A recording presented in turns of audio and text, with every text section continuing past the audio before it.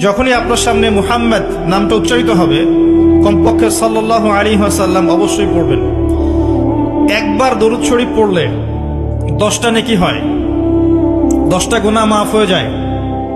আল্লাহ পাক 10 বার আপনার প্রতি রহম করবেন, আপনার মর্যাদা আল্লাহ পাক 10 গুণ বাড়িয়ে দিবেন। বলেন সুবহানাল্লাহ।